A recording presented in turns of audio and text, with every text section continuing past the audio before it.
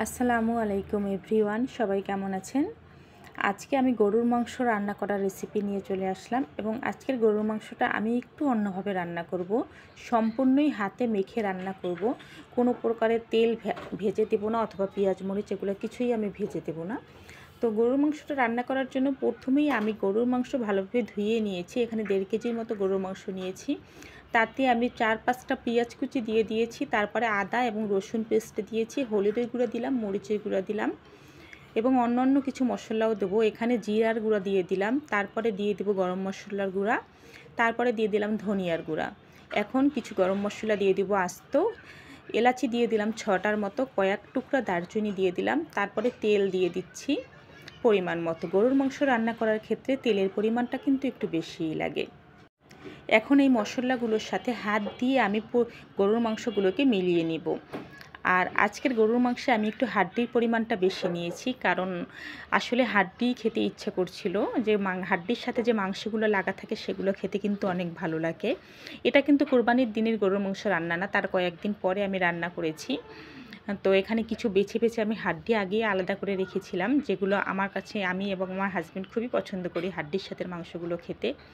তো কথা বলতে বলতে আমার মাংসটা ম্যারিনেট করা হয়ে গিয়েছে। তারপর আমি ঢাকনা দিয়ে ঢেকে প্রায় আধা ঘন্টার জন্য রেখে দিয়েছিলাম। এখন আমি মাংসটা চুলায় বসিয়ে দিয়েছি এবং দেখিয়ে দিলাম আমি কিন্তু কোনো নাড়াচাড়া দেই নাই। আমি আরও 10 মিনিট পরে এসে যখন বলক আসবে তখন আমি এটাকে নেড়ে দেব। আমি 10 মিনিট পরে চলে এসেছি। এখন ভালোভাবে নেড়ে চেড়ে দেব। মাংস থেকে কিন্তু অনেক পানি বের হয়ে এসেছে। আর একটা কথা, মাংসে কিন্তু আমি এখনও লবণ দেইনি। লবণটা আমি সবসময় গরুর মাংসে পরেই দেই। এটা কেন পরে দেই সেটা আমি জানি না, কারণ আমার আম্মুকে আমি ছোটোবেলা থেকে দেখেছি সেই গরুর মাংসের লবণটা আধা ঘন্টা রান্না হওয়ার পরেই দেয়। তো সে তার নীতিটাই আমি অনুসরণ করি। আমি সবসময় লবণটা একটু দেরি করে দেই গরুর মাংসে। এখন কিন্তু পানিটা একেবারেই শুকিয়ে গিয়েছে, যে পানিটা বের হয়েছিল। আমি এখন 2 চামচের মতো লবণ দিয়ে দিলাম এবং ভালোভাবে নেড়েচেড়ে মিশিয়ে নেব।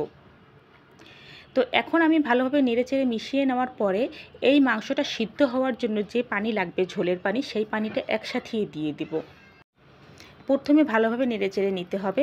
আজকের মাংসে আমি কোনো আলু ব্যবহার করব না, যেহেতু হাড্ডি বেশি, এখানে মাংস তেমন নাই, মাংসের পরিমাণ খুবই কম, সলিড মাংসের পরিমাণ, তো আলু দিলে ভালো লাগবে না। এখানে আমি বেশ কিছু পরিমাণে পানি দিয়ে দিয়েছি, কারণ গরুর মাংস সিদ্ধ হতে কিন্তু অনেক পানি লাগে। তো আমি ভালোই অনেকটা পানি দিয়ে দিয়েছি। এখন ঢাকনা দিয়ে ঢেকে 1 ঘন্টার মতো রান্না করে নেব। তো আমি নেড়ে চেড়ে নিলাম এবং তারপরে আমি ঢাকনা দিয়ে এখন আমি ঢেকে দিব। একদম 1 ঘন্টা পরে আমি ফেরত আসব। তো আমি 1 ঘন্টা পরে ফেরত এসেছি, আপনারা দেখতেই পাচ্ছেন এখন কিন্তু মাংসে কোনো পানি নেই, শুধু তেল বের হয়ে গিয়েছে। আমি তেলও বেশি করে দিয়েছিলাম, আর হলো কিছু চর্বি ছিল, চর্বি থেকেও কিছুটা তেল বের হয়েছে। তো আমি ভালোভাবে নেড়ে চেড়ে নিলাম। আরও ঢাকনা দিয়ে আরও 3 থেকে 4 মিনিটের মতো একটু রান্না করে নিব। তো এই তো আমার গরুর মাংস রান্না হয়ে গেল। আজকে আর পরিবেশন করে দেখালাম না, এই পর্যন্তই আজকের ভিডিওটি। যারা পুরো ভিডিওটি দেখেছেন তাদের সবাইকে অনেক অনেক ধন্যবাদ। আজকে এখানেই বিদায় নিলাম। আল্লাহ হাফেজ।